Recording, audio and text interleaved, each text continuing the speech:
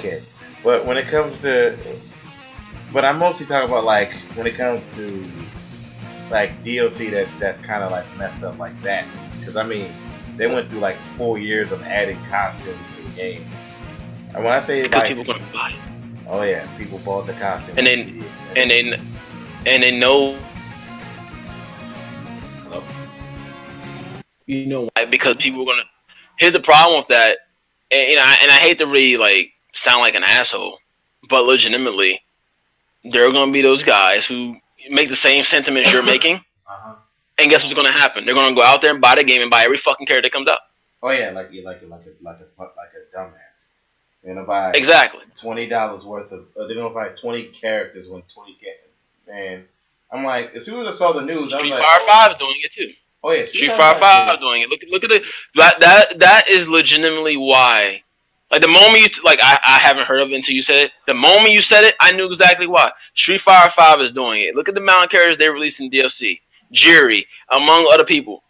Dead or Alive 5 has what it was mainly costumes, yes, and you had like different versions of the game where you get different characters, but even still, it's over $1,000 of DLC, and that game has been out for almost 2 or 3 years now. Yeah. BlazBlue is looking at this and saying, "Oh, so we can charge for the game. I don't know how much you're going to charge for the game. If I had to guess, it'd probably be about $40 or more, maybe 20 at the cheapest. It'd be at the cheapest. I'll say $30. But then they say, oh, you know what? We're going to put half the roster and we're going to put like another bunch of characters behind DLC because we know these idiots are going to buy it anyway. Because they're too loyal to BlazBlue. Actually, to make it even funnier, the BlazBlue community or the Axis community, because of this happening, has been, frying them up. Then maybe they won't. Yeah, I'm pretty positive it's going to end up like EA again. Honestly, I feel like I'm just at the my sentiments with DLC. See, and it's sad to me because I was actually having this discussion with someone on PSN. They were talking about Destiny's, garbage stuff going on with them. Because Destiny made an update announcement about all the things they're bringing back, and it was saying, they were telling me why they felt so bad about Destiny 2, and I was telling them that I don't see why y'all would feel so bad. Y'all should expect this from the start.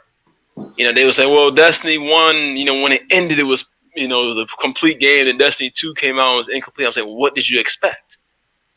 It's the same thing now when I hear about DLCs and loot boxes and all that shit. I'm overly desensitized at this point. And, because people say, oh, the company gives excuses and this and that.